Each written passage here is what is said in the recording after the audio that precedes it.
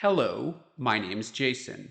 I'm not an archaeologist, but I do play one on TV. So come join me as we go into the dust. This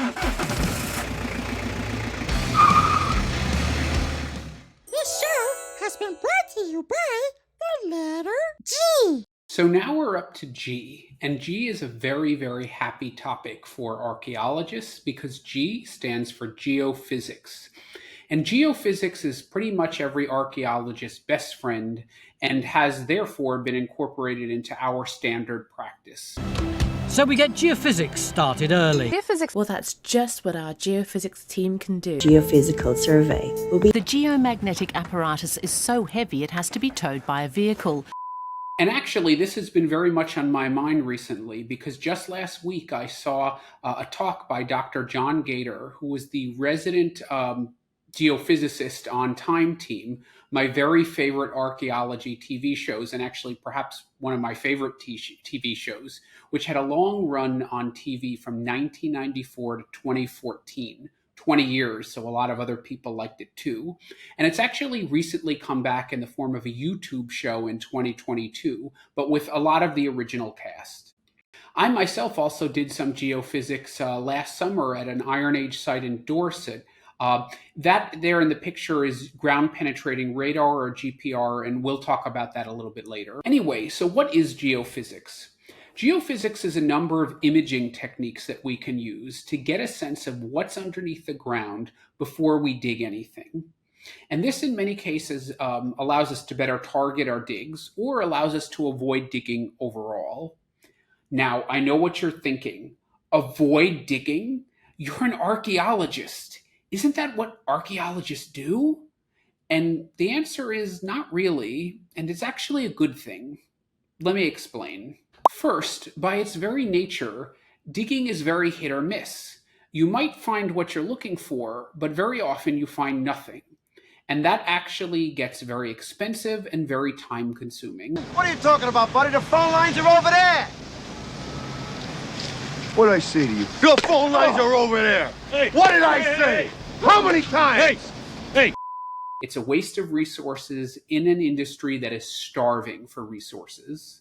Second, you may not get to dig at all. Maybe what you want to dig is on some landowner's site, and that person is fine with you to do a survey with geophysics, but not to dig. Or maybe you're in an area where for some reason it's unsafe to dig.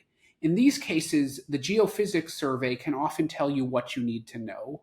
But third and most importantly is that digging is destructive.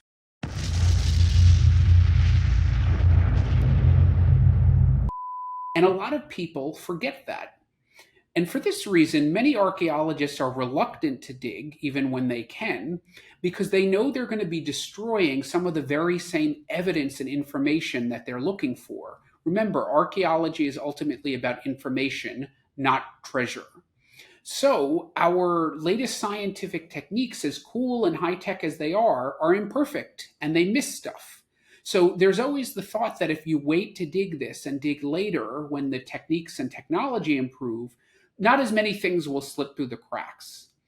A good example of this actually is the tomb of Qin Shi Huang, a Chinese emperor, and he's very famous because all those terracotta warriors, the terracotta army, was guarding his tomb. Well, to this day, even though the terracotta warriors are mostly exposed, his tomb is not. Why is that? Well, those terracotta warriors used to be painted, but that paint, as often is the case in ancient sites, does not or did not survive the initial contact with the environment, and much of it faded off right away. So what they're trying to work on is how can they open up the tomb without destroying some of the paint and colors that will likely be in there. Anyway, yeah, so digging, not always a good thing. Now, when did geophysics first start? Well, a lot of people don't know this, but it began with a technique called bozing as early as the 1800s. And the first, I think, famous example of this comes from Lieutenant General Augustus Pitt Rivers, which is just a boss name, by the way, who was basically the father of modern archaeology in Britain. And he used this at a place called Cranbourne Chase. Now, what bowsing essentially involves is hitting the land, the earth, with like a hammer or a cane and listening to the sound. A hollow sound represents something like a ditch or a pit, something less dense or even hollow. A sharper sound will indicate the presence of something solid, so like a wall. And you go around and hit the earth and listen for the different changes in sound. Now, I know that sounds kind of crazy and super low tech, but it actually seems to have worked pretty well.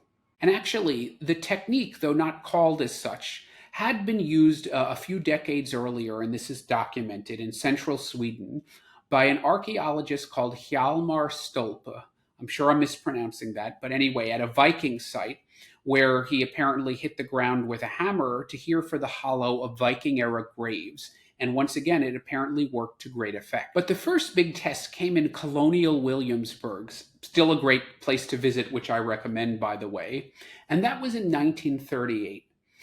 It was by a gentleman called Mark Malamfy, who, at the behest of a local historian, used it, and this was an electric technique, which we'll discuss later, to find a supposed vault that was in an old churchyard, apparently which contained a bunch of old documents, I think from the 17th or 18th centuries. Well, he did try it out, and his findings indicated there was a vault, but unfortunately, when they dug later, they didn't find anything. However, it was still a good learning experience, and it was later when they went back and analyzed his results that they kind of understood where he went wrong. So even though they didn't find what they were looking for, we can still see this as a success. It was a learning experience. And believe it or not, Mark Malamfy worked for a certain Hans Lundeberg, another Swede, who was pioneering this technique in many different applications, including warfare, even from a hot air balloon. So I guess this is something the Swedes are really good at, in addition to smorgasbords and Viking raids.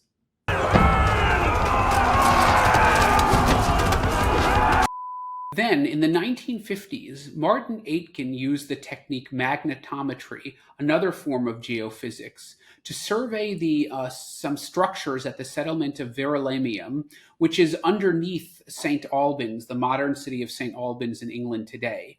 And Verulamium was a big Roman center or city. Now, this produced some groundbreaking. Well, it didn't actually break the ground, that was kind of the point, but he produced some amazing imagery that actually held up over time. It seems like the technology didn't come into wide use until about the 1990s, but I'll have to ask a real archaeological veteran about that, when it was featured on Time Team. And I think it was the very first episode when they were investigating Athelney, which is a very famous site associated with King Alfred the Great, if you've ever heard of him. The geophysics team are now working on the Abbey site, looking for traces of Alfred's Abbey. And at the time, this caused quite a sensation, because I think it was the first time that really a general public realized that we could kind of see under the ground without actually digging. And from there, it just seems to have exploded. Now, granted, this doesn't cover like stuff with drones or LiDAR or satellites or any of that stuff. We're restricting ourselves to ground-based techniques using electromagnetic equipment. And there are three main kinds of this that I'm going to discuss today. Now, technology is not my strong suit, and we don't have enough time to go too in-depth into everything. So I'm just going to go pretty basic level and tell you the pros and the cons and when it might be good to use these. The first technique is earth resistance, which, crudely speaking, basically involves shooting some electricity down into the ground. And what do we know about electricity? Well, there are certain things that conduct it very well and others that don't. And one of the things that conducts it very well is water. And one of the things that conducts it even better is salt water. So you shoot this electricity into the ground and you measure where the resistance is higher or lower. So wetter areas are going to show a lower resistance because they're good conductors. And what do we know about wetter areas? Well, that would be in things like pits and ditches where water would collect. And of course, water tends to contain salt, soil contains salt, and that often, will affect the resistivity. Now, Other things that are drier, like walls, will have a higher resistance because they're not as conductive of the electricity. So using those differences in resistance, you can actually create a graphic, an image, that shows you where the points of high resistivity are, which might be structures, and the very low resistivity, which it might be pits or ditches. This is the earliest, modern, and simplest method, but it does have its ups and downs. So, for example, it is rather slow. You have to walk and stick these sensors into the ground at even intervals, and that actually takes quite some time. It also tends to work better on flat as opposed to hilly or slanted or uneven ground. Also, certain types of soil are conductive, and it doesn't work as well in those because you get a lot of noise. So, for example, sandy soil is usually good. Clay soil, not so much. And as an aside, I can tell you it's an absolute dig in. It's dense and heavy, it traps water, and is just very difficult to work with. So yeah, nightmare. Next, we have magnetometry. Magnetometry, which was used by Aiken at Verulamium, works by measuring local variations in the Earth's magnetic field. There is a great disturbance in the force. And this is caused by three main things: presence of iron, presence of burnt stuff, and presence of organics. So as we know, organics would tend to collect in pits and ditches, so it's good at finding those, and for kilns, because we'll have burning there, and another particular reason. Well, why is that? First, iron is magnetic. Secondly, burning actually demagnetizes magnetic oxides, which then as they cool and firm up again, remagnetize in line with the Earth's field. So this would help you find things like hearths and bricks that happens to, clays that are baked, which is basically ancient kilns. And finally, this is a little bit weird, but the bacteria that break down rotting organic matter, these actually magnetize things at a low level. So that will give you some feedback as well. This is generally faster as you don't need to stick anything to the ground, and you can even go on wheels. Finally, there's ground penetrating radar, or GPR, which is generally the most sort of advanced but also expensive kind. Now, this was a big jump forward because it's probably the only kind of geophysics that's really feasible in an urban environment where you have a lot of metals and concrete and other surfaces, which will really throw off all of the signals in earth resistance and magnetometry. Now, of all these three methods, this is the one you probably understand intuitively the most.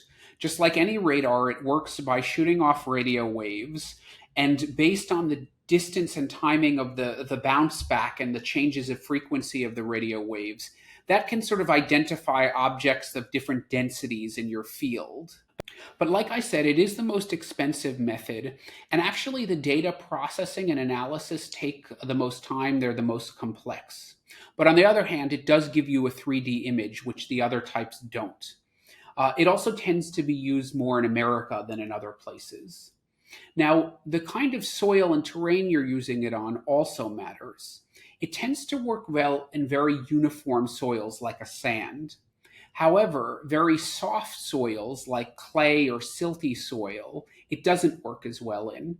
I believe this is the reason for this is that those are soft kinds of soils and they tend to absorb rather than bounce back those radio waves. But somebody can fact check me on that. Also, in very heterogeneous or rocky soils, the signals tend to get scattered, and that creates a lot of noise, so it doesn't work there as well. So yes, it may be the most fancy, but it also has its downsides. So as you can see, there are positives and negatives to each method. Depends on the time and budget constraints you're working with, what type of environment you're in, etc. So they all have their uses in different contexts. Now, they also produce different types of images. These by default will be black and white, but you can colorize them, which is very useful. And you can overlay them on top of satellite imagery, LiDAR, and this creates really a multi-layered map that is sort of super useful and very standard today in big scale surveys and archaeology projects. And this is called GIS, Geographic Information Systems. Very cool, something that I have a little bit of difficulty producing myself, but are very, very useful in your work. It's definitely not as simple to decide which method to use and how to interpret the results as TV often makes it look. I remember in his talk, Dr. Gator mentioned these clean lines that they found and right angles that they were sure were some kind of Saxon building. Well, they turned out to be an old soccer pitch. So yeah, that kind of stuff happens all the time in the world of geophysics. However, all in all, geophysics is a very happy subject for archaeologists that we love to talk about. Audiences like to see it, and it's a lot of fun. So there you have it, G for geophysics. Archaeology porn. Today's episode of Archaeology Porn, we are going to talk about one of my favorite subjects. I've seen these things in person in Greece, and I've written a few papers about them. Gold signet rings. And among all types of archaeology porn, these reign supreme. Real deal bling. Bling, bling, bling. You can see my earrings from a mile. Bling, bling.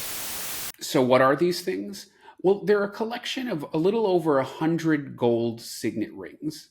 And that number is expanding all the time as new ones are being found. And one of the big recent finds was the so-called Griffin Warrior tomb found in 2015, which we'll talk about. But they're not really a collection per se, because they're scattered all around the globe in different places. But where did they come from? The answer is Greece, and more specifically, the island of Crete. Now, most of them were actually found in the mainland on the Peloponnesian Peninsula, which is in southern mainland Greece. And if you know anything about Greek history, this is where the Spartans came from. Spartan clinging on to me. It's me! It's me! I said, who's that Spartan clinging on to me? It's me! It's me! Uh-huh. Uh-huh. Uh-huh. Uh-huh. Uh-huh. Respect people's personal space! Woo! However, this still hasn't really been adjudicated. It's certainly believed that the artisans who made these signet rings all came from Crete or trained in Crete, or were just under the influence of artistic styles and beliefs from Crete. So let's jump into the specifics of what we do know. We're going back in time, way back in time, before ancient Greece. Now, what do I mean by that? When scholars talk about antiquity in the context of the Mediterranean anyway, what they're referring to is a period of time from about 480 BC. That's when the Greeks repulsed the second Persian invasion, until about 476 AD, when the Western Empire in Rome fell. Now, it was during this time that all the people and places and things that you think of when I say ancient Greece or ancient Rome actually happened. Yep, we're going back more than 1,000 years before all of that, to a period starting in 1900 BC, or just about 4,000 years ago. Now, it was during this time that society became organized around these palatial centers, big buildings, palaces, which became the center of, seems like, the economy, governance such as it was, spiritual practice. And therefore, it's known as the palatial period. That first happened on the island of Crete in what became known as the Minoan civilization. And then it migrated over to the Peloponnesian Peninsula to what's called the Mycenaean civilization. And it's believed that the latter overtook the former either through conquest or just some form of domination. Now, this palatial system lasted until about 1100 BC, so 800 years, and then things seemed to fall apart. The status of the palaces fell, and they seemed to be abandoned in violent conflagrations, burning to be specific. And then Greek entered what is known there as the Dark Ages. Now, it's important to point out those Dark Ages, starting in 1100 BC, well, that was like almost 1,500 years before what we call the Dark Ages in Western Europe when you think of King Arthur and all that stuff. So it was a different time period with different causes, but the name of the Dark Ages means the same thing. It's dark because we don't know much about it. There's a lot written before and after, but during those Dark Ages, very little is written, so we know a lot less. Okay, so I'm just going to have to zoom through this because there are books and books and books that I've read about it. But as with any period of prehistory, there's just a lot we don't know, so I'm going to give you the basics.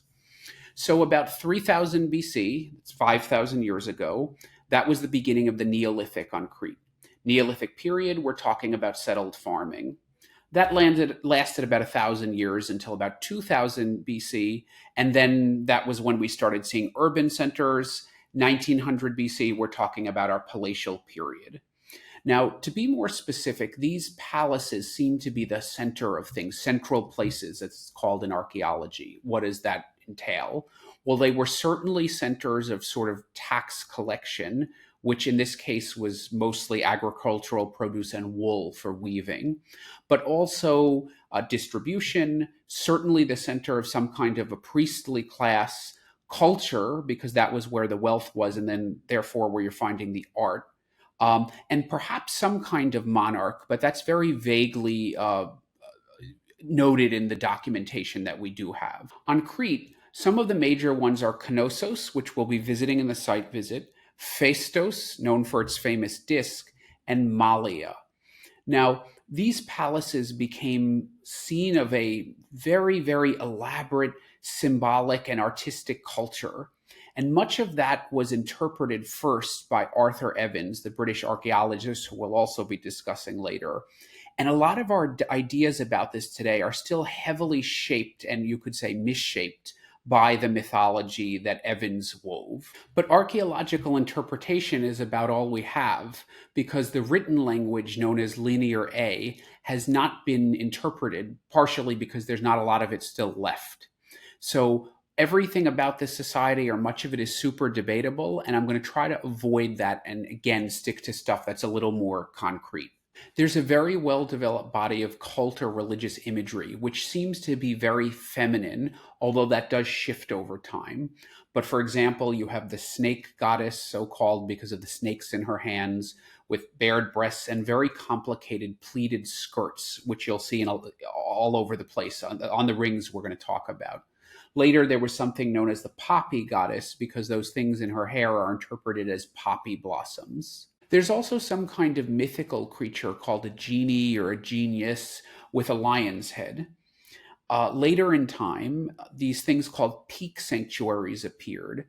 Now, these are shrines located at the top of mountains, high up in hills, where people left tons of clay figurines, and it's suggested that even human sacrifice took place sometimes there. Now, with all this imagery, it's very hard to tell. Are these worshippers? Are they priestesses? Are they deities of some kind? Or who knows, if it's a theocracy, if it was a theocracy as is often suggested, maybe these are political leaders too. We just don't know.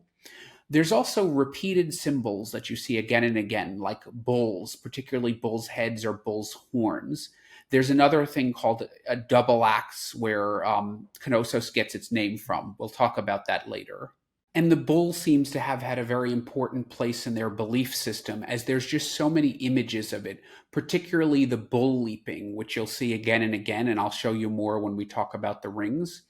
That certainly seems to be more than just a simple sport and some kind of devotional activity instead.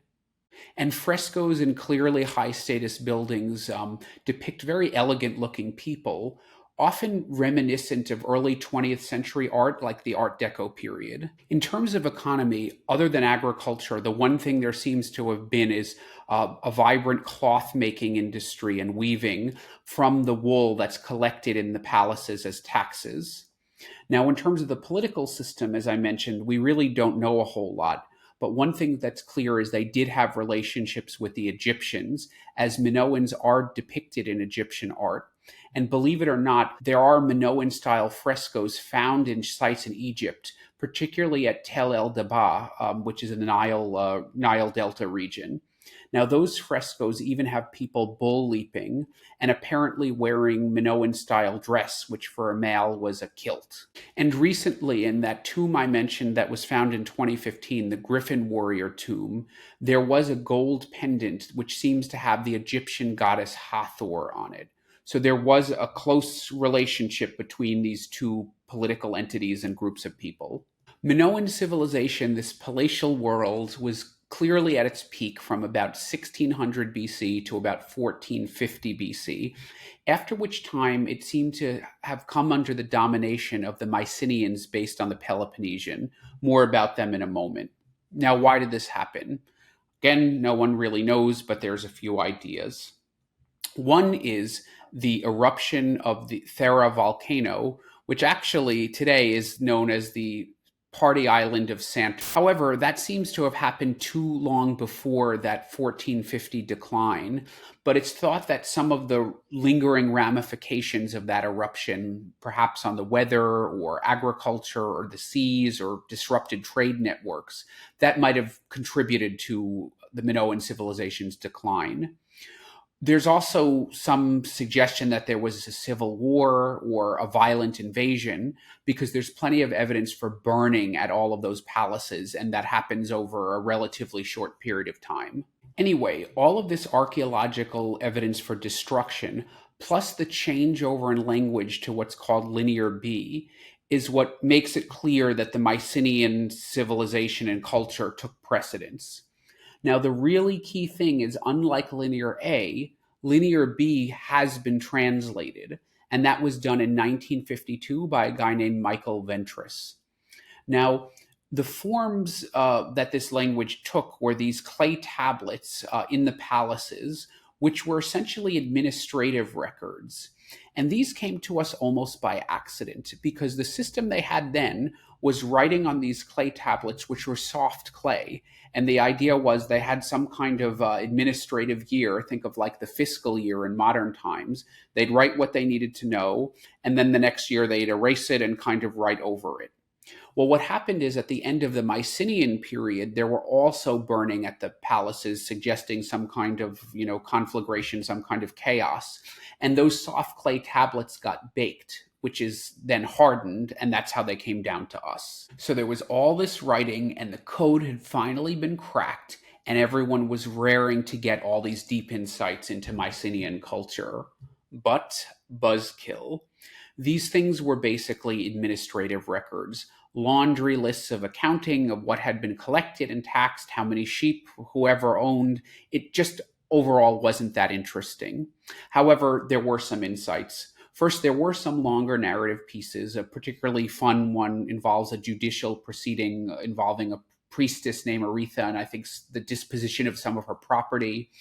Two is they do make a vague reference to a king figure called the Wanax, so that does talk about some kind of political structure. But the really deep and important insight for the Greek people is, one of the things that allowed them to actually be translated by Ventris was the realization that the language contained therein was basically an early form of ancient Greek, which speaks to a cultural continuity, and that's what allowed the code to be cracked. So that was really important. The Mycenaean imagery is much more martial and male-centric than the more feminine Minoan stuff, or so goes the mythology of Arthur Evans, who is the one who led the initial excavations at Knossos, which again we will be visiting in the site visit. Now, recent studies of this time period, especially by non-Greek scholars, have been trying to get out from under the weight of Evans' mythology, which he developed so thoroughly. Because when he was doing these studies in the late early 1900s, there wasn't nearly as much science involved, so it was harder to establish chronology, and people in general were more fast and loose with their interpretations. However, honestly, just looking at this stuff, there is some essential truth to what he's saying that's clear about the masculine and feminine elements of the two traditions. Now, most of you know a bit more about Mycenaean culture than you may realize. Mohammedans, my brothers of the sword. I'd rather fight beside you than any army of thousands. Yep, that was the time of Troy. However, the fact that Homer lived like 400 years after all that, and his narrative in the Iliad and elsewhere has been proven to be a compilation of different oral histories copied and pasted and stapled together, we don't really know how much of it is true. However, it is important and tantalizing to point out that the archaeological record has proven some of what he did say, like, for example, the discovery of a few of those famous boar's tusk helmets, which were so unusual in the narrative. Now, I've gone way too long as always, so I'm not going to go too much deeper into it, because at this point you're probably wondering, why are you telling me all this? It's plot exposition. It has to go somewhere. The punchline of all this is that Mycenaean culture at its peak does seem to have incorporated a lot of the features of Minoan art and imagery and belief system, but changed them a bit and also had a more male-dominated martial character. However, the system of social, political, economic organization seems to have been very similar, those palaces. And some of the palaces in Crete did survive, like Knossos, as we mentioned.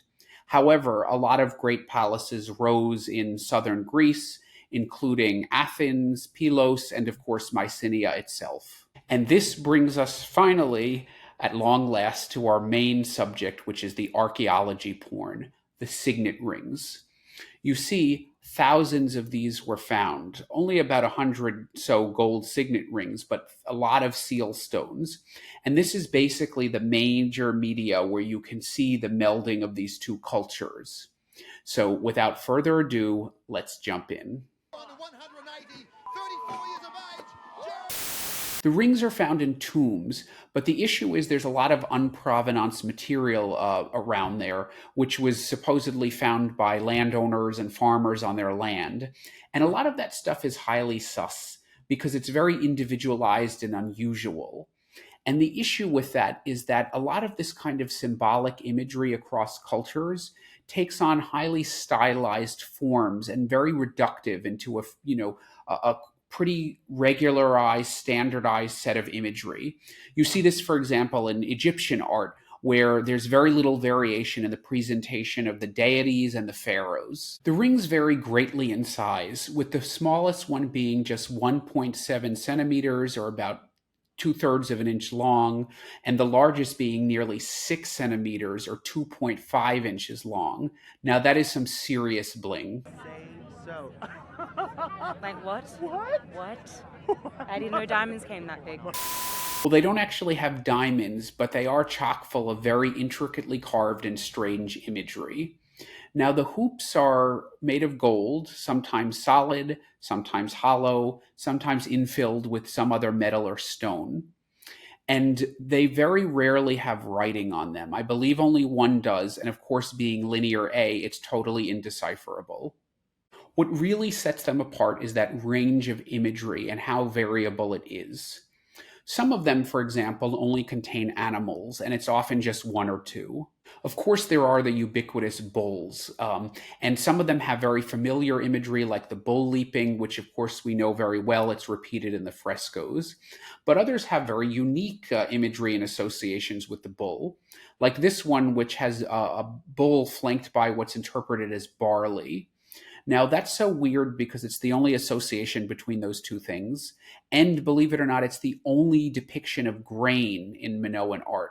Also really weird because this was a largely agricultural society. So maybe that grain and the bull says something about the importance of the bull.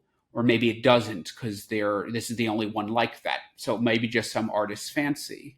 There are others which, if we're sticking with Arthur Evans' claim of the masculine and feminine natures of the two cultures, seem to be Mycenaean in their portrayal of this combat scene. And what's really interesting is there are a number of other seal stones that show this exact scene or something quite similar. So a lot of combat going on. And what are seal stones, you might ask?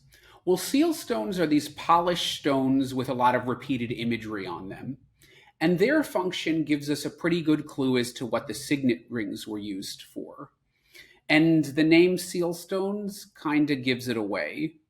They were used as well, seals as in like a seal for an official document or a seal for a proclamation. Essentially, in the Eastern Mediterranean, these things, the seal stones and the signet rings, were used to sign documents. Do you remember those clay tablets I told you about? The ones that got baked?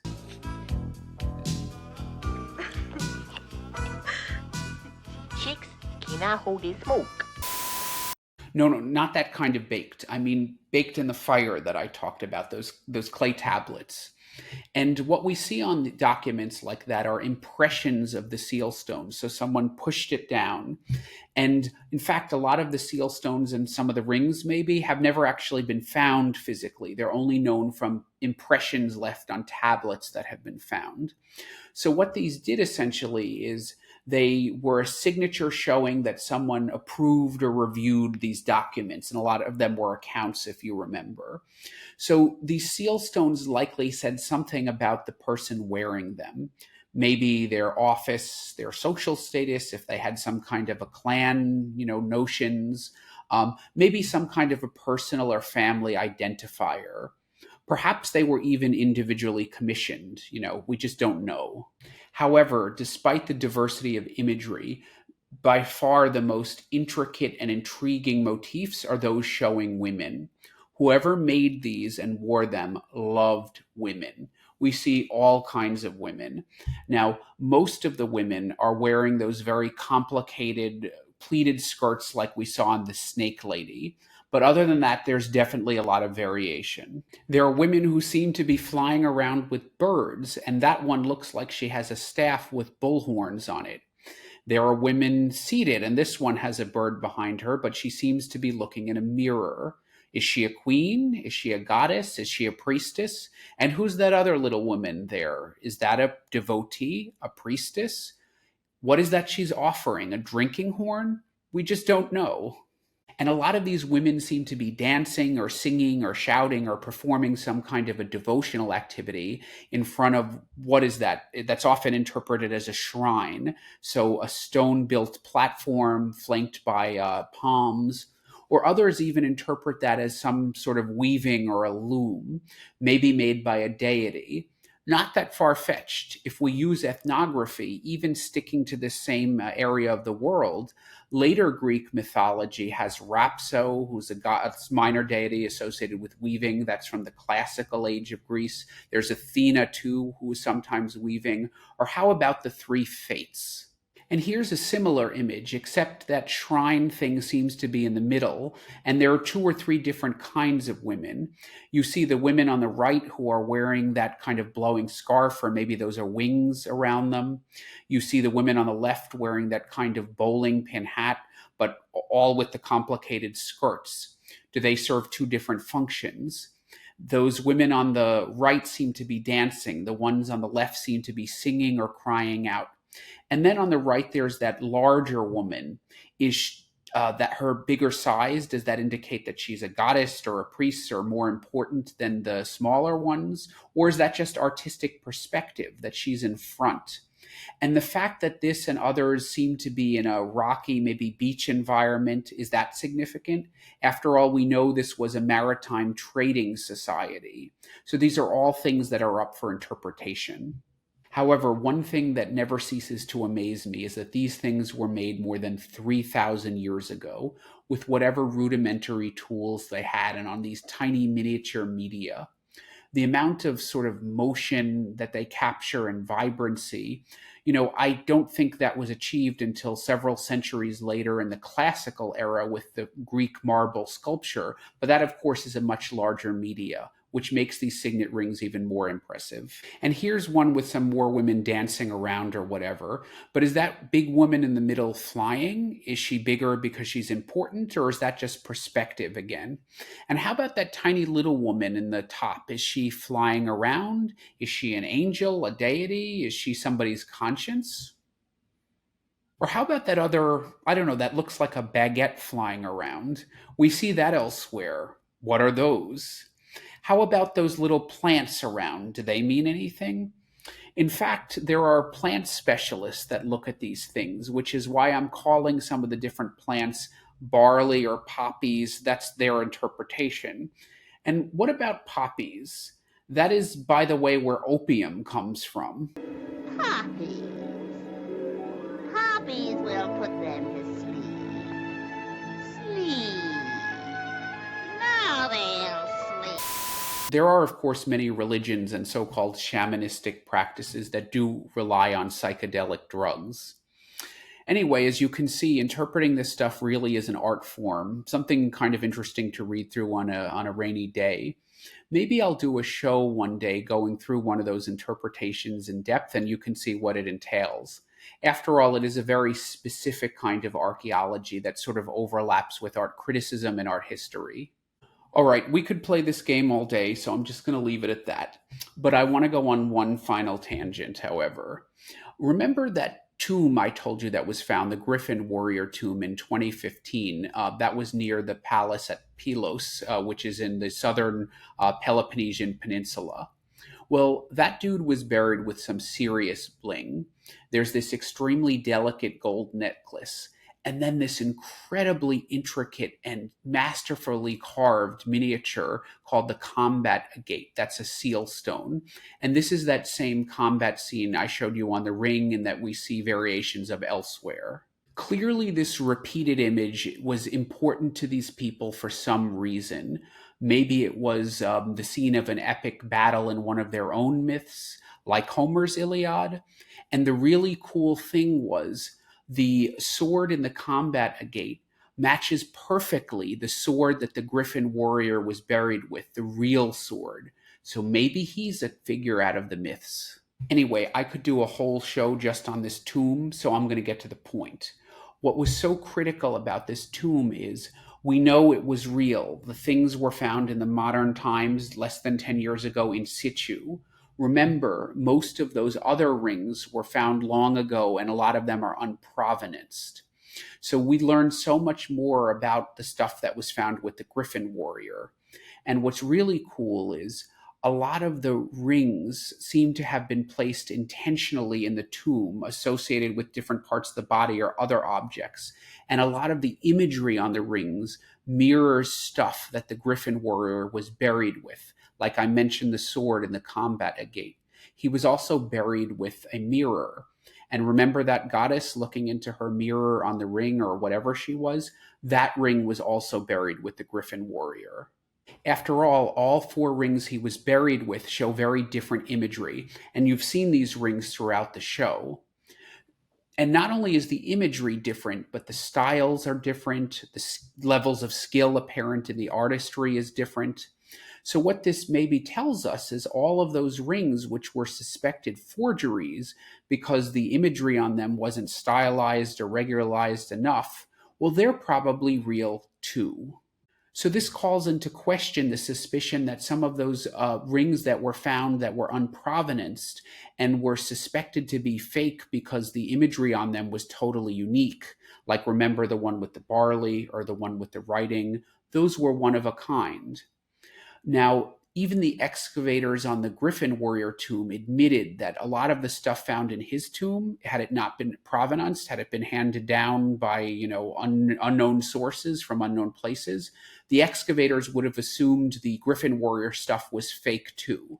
So overall, this gives us a lot more confidence in the authenticity of things that were assumed to be forgeries. This made a big difference into the tale of perhaps the most unusual ring ever found, and that's the so-called Ring of Nestor, which depicts a large tree which divides the face of the ring into 4 quadrants with very busy scenes.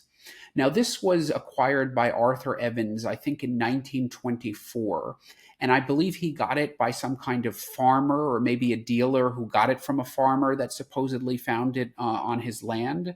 And given the such unusual nature of the ring, it was just for a long time presumed to be fake, even in Arthur's time. Well, with all the learnings from what we saw in the Griffin Warrior tomb, there's a lot more confidence that this one is actually real. So how's that for some archaeological detective work? Elementary, my dear Watson. Okay, enough from me. As you can tell, this is one of my favorite subjects. And one of those papers I wrote about it last year, best grade I ever got on a paper. So listen up, kids. Study something you like. You may even find it fun. You are one pathetic loser. Hey, come on. There's nothing wrong with liking school. In fact, this topic, because I enjoy it so much and I've written quite a bit about it, I didn't even really need to put that many sources in the notes because it was pretty much in my head. So if you want to get in on the action, I definitely recommend you go see this world-class archaeology porn in person. The best collection is at the National Archaeological Museum in Athens, so you can see them along with the Antikythera mechanism, another great bit of archaeology porn, or in the Heraclean Archaeological Museum in Crete, where you can see them along with Knossos. But if you can't go traipsing all around the world to see all the thousands of seal stones and signet rings in person, something you couldn't even do, by the way, even if you wanted to, because a lot of them are in private hands and not open for public viewing, well, there is an online database for you where you can browse them all to your heart's content. I've put the link for that in the show notes below, as well as those for 2 of my papers on the subject, just in case you want to read them. And who knows, maybe you could be part of the solution to cracking the code behind these mysterious images. It is actually part of the whole discipline moving slowly towards democratization. If you remember my talk about some of those geographic information systems mapping projects, well, those are moving towards crowdfunding, so who knows, this could be as well. Now, the database is in German, but I did fine with that, and I don't read German. I was okay with Google Translate. And the database will even tell you where the rings are located if you do want to go see them in person, if that information is known. It is known. It is known. Okay, I'm going to put a lid on it for today. Those are gold signet rings. They're hot. True archaeology porn. So today we are going to a site so evocative of a deeply ancient past, so shrouded in mystery that we don't even know how to pronounce its name. Is that Knossos, like as in knowledge, or no? It's actually Knossos, as in knish. And if you don't know what a knish is and all its potatoy goodness, head over to your nearest kosher deli. And if you don't live near a kosher deli, check out the links below, where I have a pretty good video showing you how you could make it for yourself. All right, so Knossos. Now that we've gotten that important business out of the way, the good news is we can largely skip the history lesson for today, because I already gave you the ancient stuff in the last Signet Rings archaeology porn segment. So today we're purely going to focus on the 19th and 20th century excavations and the present day visit. So Knossos seems to have been the palace that was at the center of Minoan civilization.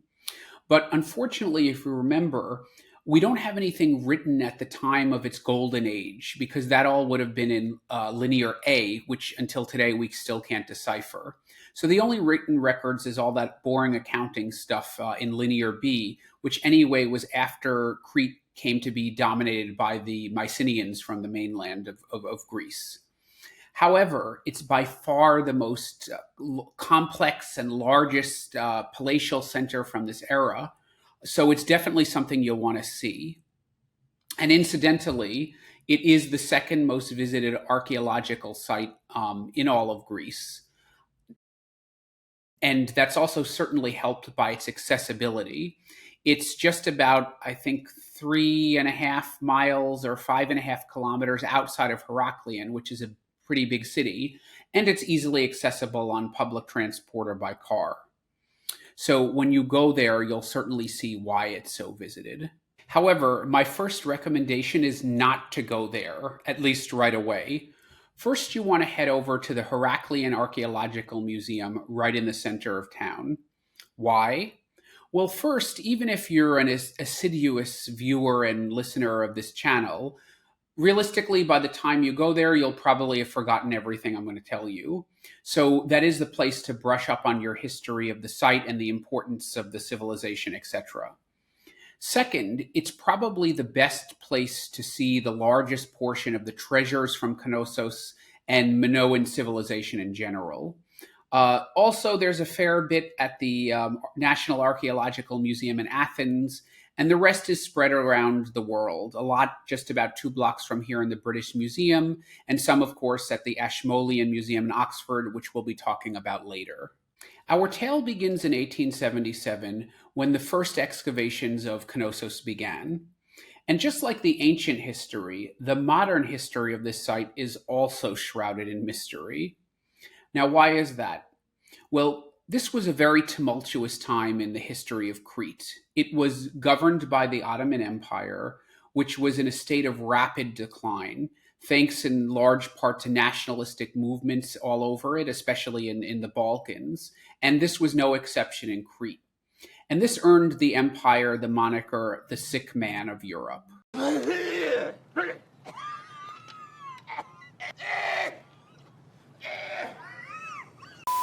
So Crete had its own regional parliament at this point, and that was the concession that the Ottoman Empire and also the Austro-Hungarian Empire had to give to a lot of places to keep the locals happy. So Crete was one of them. And you may not realize this, but archaeology as a discipline rose around this time because of nationalism. You see, it provided sort of a scientific justification for that nationalism.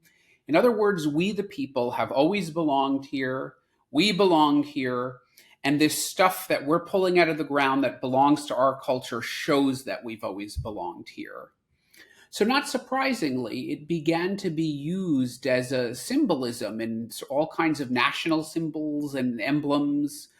For example, even Napoleon, some decades earlier, Napoleon Bonaparte, on his coronation regalia, he included in multiple ways this sort of bee that was actually a locust that had been found in France in the tomb of a early Frankish kingdom, very early medieval times.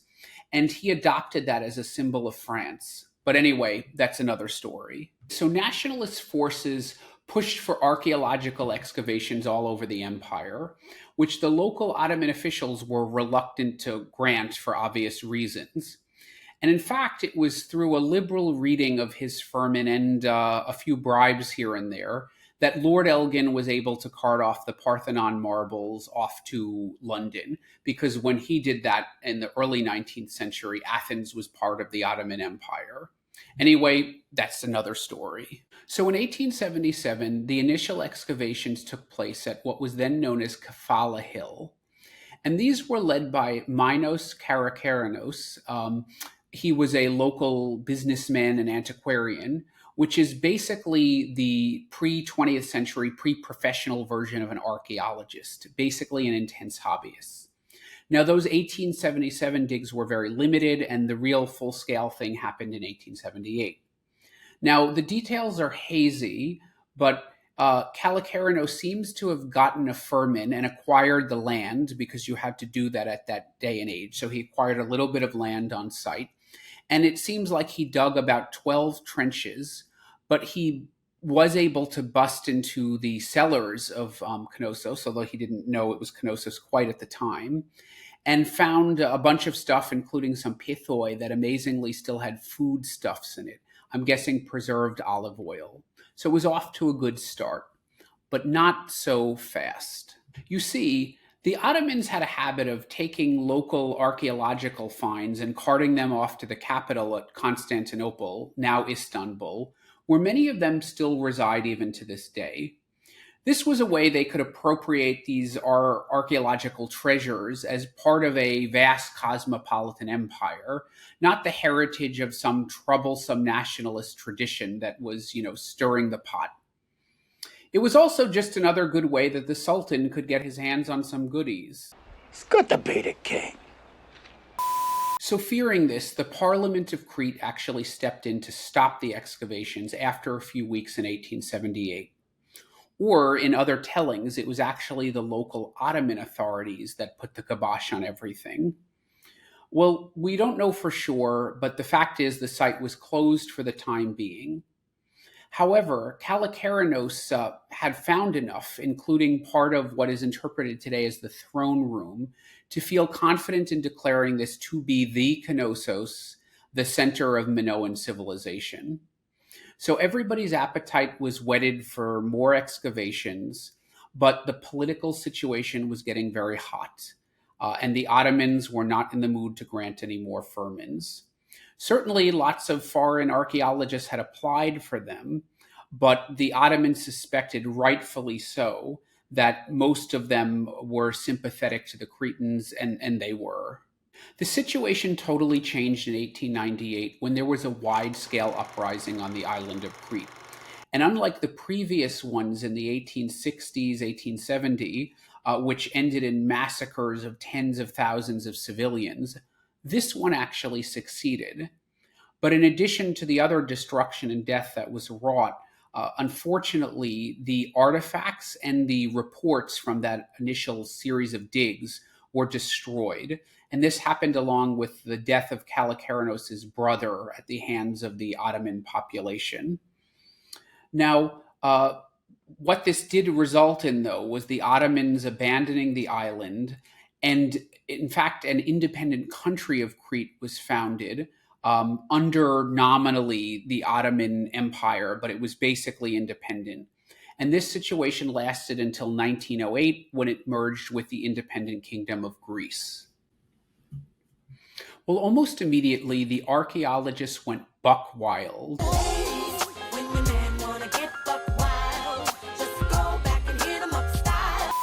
And now enter Arthur Evans. He was the director, then called keeper, of the Ashmolean Museum in Oxford, which I mentioned before. And he had been tooling around in Greece and the Balkans for some time, acquiring stuff for the museum, which in those days at best basically entailed buying it off unprovenanced of anyone who would sell it and cart it back off to London, which is a big no-no today, of course. Belongs in a museum. So do you. Well, he had been acquiring some of the seal stones and signet rings and other bits and bobs, which we talked about in the archaeology porn segment. And he had become enthralled with the script he found on them, which would later come to be known as Linear A and Linear B, which we've already talked about. During his travels, Evans met Heinrich Schliemann, who at that point was one of the most famous men in the world for having located and excavated ancient Troy and ancient Mycenae. And there he found loads of treasure, which he named Priam's treasure and Agamemnon's treasure, after the two dueling kings in the Trojan War, as told by Homer's Iliad. And by the way, the treasure of Mycenae, that's in Athens, not Mycenae, in the National Archaeological Museum. And Priam's treasure, that's in somewhere in Russia. Well, the thing is, that treasure Schliemann carted off back with him to Berlin, where he was from, and there it stayed. But when the Nazi regime collapsed at the end of World War II, the Russians came in and took all of the gold and brought it back with them to the Soviet Union. And they only confirmed somewhat recently, I think in the 1990s, that they had it, but it was not seen ever since in public, I think, and they're not going to part with it. So with all his enthusiasm for Eastern Mediterranean prehistory, Evans was off to the races. As soon as Crete gained independence, and perhaps even before, he acquired land at Knossos, remember, which is what you had to do, right around Kallikranos' land, and he was in line ahead of all the other archaeologists that wanted to dig. Now, what can we say about these excavations that lasted 6 years from 1900 to 1905? First of all, they were hugely successful, finding all of those pithoi, frescoes, pottery, tablets, and other artifacts that we can still see today. However, they were more than excavations. They were restorations and reconstructions, which is a big no-no today, and even back then was highly controversial. You see, obviously the palace was not in great shape, and unfortunately, after the first season of excavations, little was done to protect it. And so after a particularly bad winter, a lot of it got really badly weathered and quite frankly washed away.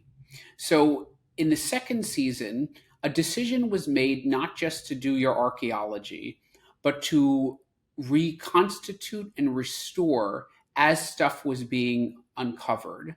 So all those frescoes you see, they were in fragmentary and sort of flaky condition. So as they were uncovered, they were being repainted and put together. And that's really important to understand. What you see today is a pretty educated guess as to what it may have looked like with the evidence on site. But it is not what it looked like when it was found, and it certainly was not what it looked like when it was in its heyday. This is archaeologically sacrilegious, especially because the technology and practices in those days were so rudimentary compared with today. So there was so much information that was lost as a result.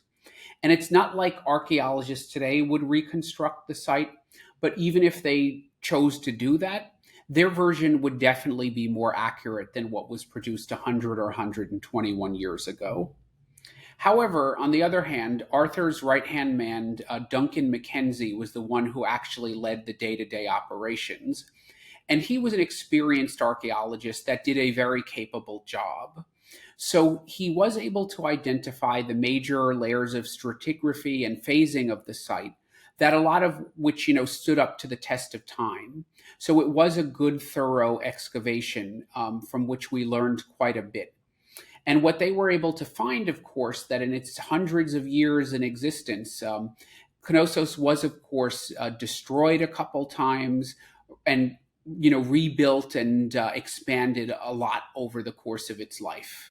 So despite the limitations, the excavations actually did produce a ton of information about Knossos and the basic story of what happened there. And, even though the lack of reliable dating methods created a lot of controversy about the temporal relationship between Mycenae and Knossos, that has since been clarified. So we have a much better understanding today. However, at the same time, Evans wove in with all these facts a very elaborate mythology that he sort of came up with in his interpretation of the site and its history. And, a lot of that held up, but a lot of it also proved to be very wrong. So some of it is still with us today and some of it has been discarded. For example, Evans was convinced that the Mycenaean polities were merely colonies of the Minoan civilization populated with Minoan people. And this was later disproved by American archaeologist Carl Bleggin. Now, he would go on to excavate Pylos, which was where our Griffin Warrior and all his rings were found just a couple of years ago. And Bleggin would also go on to do a second round at Troy. And he successfully refuted Evans' characterizations of the history. A great example of Evans' surviving legacy is the name Minoan itself. Now, this is tied up with the Greek myth of the Minotaur and King Minos, which I'm not going to recount in full here. First of all, it's just a little bit too much of a digression. Second of all, like other Greek mythology, it's batshit crazy. Remember, this is a mythology which had Athena sprouting fully grown from Zeus's forehead, people sleeping with their mothers, and all kinds of sordid stuff. But the very short version essentially is King Minos, who was the king of Crete, had a son, or actually it wasn't his son, it was his wife's son with a bull that turned out to be half man, half bull. That was the Minotaur. But yeah, we don't do bestiality on this channel, so I'm just going to leave it at that. Anyway, the Minotaur liked to eat people, so King Minos had a big maze built for him and put him in there so he wouldn't harm anyone. So when Evans uncovered Knossos, he saw a giant maze, a labyrinth of all those what would turn out to be storage rooms. He saw bull's horns and bull imagery everywhere. And he saw all those carvings of that double axe. So putting it all together, the bull imagery, the labyrinth, King Minos of Crete, and Evans dubbed this Minoan society, which we still call it today. And then he did something even more speculative. You see, the word labrys means double axe in Lydian, which is an ancient extinct language from Anatolia, which existed at the same time as ancient Greece. And what Evans therefore interpreted was looking at all those double axes, which again in Lydian is labrys. He said this must be the labyrinth, which means or could mean the house of the double axe.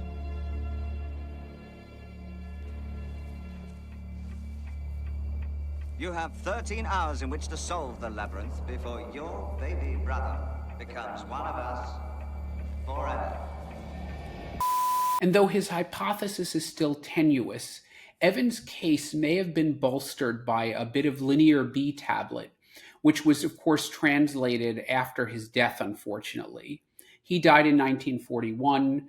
Ventris cracked the code of Linear B in 1952. So Arthur would never come to hear that actually a lot of his hypotheses were false. But anyway, this tablet discussed a jar of honey that was to be distributed to the mistress of the labyrinth. Now, Knossos certainly seems like a labyrinth, and even though we don't know about the power structure or social organization there, based on all the imagery, it's difficult to imagine that there weren't priestesses based at Knossos. And moreover, even if he was wrong about the name labyrinth, Evans may very well have been onto something. You see, when the ancient Greeks came across Knossos, because remember, it's 800 years or so older than what we know as Greek antiquity, they may have developed the myth of the Minotaur to explain what they found. And let me explain. Remember, in that long, like 700-800 year gap between the final destruction of Knossos and really the rise of Greek antiquity, there were the Dark Ages, which were called that because a lot of the written history was lost. So imagine the ancient Greeks or Lydians, perhaps, who were, of course, in the larger East Mediterranean community and later would become Hellenized. Well, they found this place with its maze and its bull imagery everywhere. And of course, it would have been in better shape than when Evans found it. So they found this, somewhat intact labyrinth place, and they didn't know how to explain it. So maybe this is when they came up with the myth of the Minotaur to sort of put the pieces together. And furthermore, it could even be guessed that this may have been their way of explaining all the seismic activity in the region. This mighty monster frustrated and raring to escape his subterranean prison. And they, of course, saw the double axes everywhere. Now, it's true that there are double axes on lots of other structures in the Minoan and Mycenaean world, so maybe those are the labyrinth. But anyway, it's totally plausible that this is how the myth came down to us today. So all of this, as well as his controversial reconstruction, left an indelible mark on how we think of Knossos today. And even calling it a palace, which Evans certainly did, is a little sus. Because, when you say palace, we understand that to mean the residential quarters and seat of a reigning king or queen. Now, Knossos may have been that, although there's not really much direct evidence for that, but it was certainly a lot of other things that we don't necessarily, associate with palaces. It was a site for the collection of taxation in the form of largely wool and other things. It was a place where a class of women spun that wool into fabric, and it was certainly the seat of the priestly class. Now, even that throne, who says that that throne belonged to a king or queen? Why not the high priestess or high priest? And of course, in this day and age, way back when, a lot of the governments seemed to be theocracies. The religion and the political power were merged. So there's no reason to believe necessarily that Knossos and Minoan society was any different. So maybe it was the seat of kind of like the Pope or Popess of that day. Anyway, who knows? But whatever you think of Evans, you can't fault him for being such a passionate and even obsessive sort of godfather figure for Knossos and the Minoan civilization. In fact, he was so enthusiastic that he himself not only acquired the land, but he funded all of the excavations for those 6 years. So even though he was a rich man, he basically went broke. And it wasn't helped by the fact that in 1907, Kallikranos, that original excavator, well, he actually sued Evans for something Evans undeniably did. Now, if you remember, Kallikranos had acquired some of the land where Knossos is, and Evans actually dug on that land, took what he found, and shipped it back to England to the Ashmolean Museum, a big no-no on someone else's land. And Evans was probably only saved by an unfavorable judgment at court by the fact that Karakarnos died the next year in 1908. Over the next decade, Evans actually spent quite a lot of time at Knossos, which it seemed like he couldn't bear to leave. He actually built a house nearby, and there he hosted archaeologists from all over the world. And he was so passionate about the whole thing that he actually published his findings, his report from the site, which are so detailed and thorough that they still kind of stand out and set a standard for today.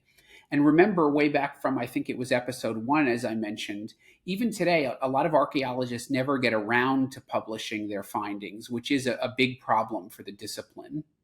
World War I, of course, stopped all of that. But in the 1920s, Evans once again funded work at the site, this time enlisting architect Piet de Jong to do an even further reconstruction on site. And he used a lot of modern construction materials like concrete to produce totally speculative features on the upper floors, for example. And this went well beyond what he had done previously, where he used, reasonably good inferences from the archaeological ruins on site to sort of reconstruct or reconstitute things like the frescoes. Here, he was taking a big leap to doing totally imaginative stuff, and also destroyed even more and incalculable archaeological information along the way. However, whatever you think of this, and it would certainly be a big no-no today, definitely more than controversial, it just wouldn't happen. It's thanks to Evans's passion and his funds that we know as much about the site and the whole civilization as we do today. When you look at some of the really shoddy techniques of early archaeologists and antiquarians in this day, he certainly did a much more thorough job than they would have done, and he hung on to the stuff he found. Anyway, so now for the site visit. As I mentioned, it's very accessible from Heraklion, even on public transport. So if you do find yourself in Crete, there's no excuse not to go there. But remember, you have to go to the Heraklion Archaeological Museum first for you to really get the most out of your visit. The other good thing is it's definitely not going to break the bank. I think the combined cost of the entry to the museum and the site of Knossos itself is just like 15 euros. Kids, I think up to 5 enter free. And if you're an EU citizen up to age 25, it's also totally free. Now, of course, on your visit, you'll see the reconstructed elements, including the outer court of the throne room and the throne room itself that you can walk into. But remember, that throne was not necessarily for a king, or as the Linear B Mycenaean tablets call him, the Wanax. Another star attraction is the main staircase, which actually is where it was and was found to some extent intact, but is also, of course, heavily reconstructed and involves some bit of imagination in reconstructing it and putting the finishing touches on it, like the paint. Of course, you'll see the frescoes too, but I believe pretty much all of the originals are in the museum because they're fragile. And in any event, what you see in the museum and what you see on site certainly are largely repainted and sort of imagined with inference from the fragments that they did find. And of course, you'll see a lot of other reconstructed elements like columns, walls, anything on the upper floors, of course. But it really should serve as a basis to help you imagine what Knossos must have been like in its heyday. But remember, it's just sort of informed imagination, as ultimately was Arthur Evans' vision that you see on site. And as I pretty much always say about archaeological sites, Knossos, as impressive as its history is, pretty much is just a pile of stones if you don't really know what you're looking at. Trust me, the pictures you take there, they're not going to blow you or your friends away. And more than most sites, this site is very, very complex with lots of layers of stratigraphy and phasing. Remember, the place lasted like 700 years and was built and rebuilt and destroyed many times. So you'll really want a guide to sort of take you through it. Even me, who had already studied it to some extent before going there, I realized that had I not gotten my guide, it would have been a totally different and not as rich experience. Not only will your guide refresh you on the history, but he or she will certainly point out a lot of stuff that you would have missed along the way, like all those carved double axes hiding all over the place. Okay, so Knossos, not to be missed, as indeed much of Crete is not to be missed. It will show you a much older side of Greece that you probably didn't know existed, certainly much older than those guys in the togas at the Parthenon, and it's definitely a site you won't soon forget.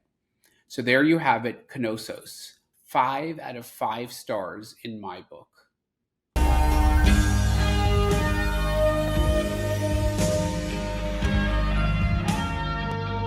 You remind me of the babe. What babe? Babe with the power. What power? Power of voodoo. Who do? You do. They're what? Remind me of the babe. Quiet! A goblin babe. Hey, if you like what you heard, give me that thumbs up below, hit that bell to subscribe, or if you want to support more independent archaeology content, consider contributing to my Patreon, where you can enjoy some exclusive members-only benefits and other goodies. Until the next dig.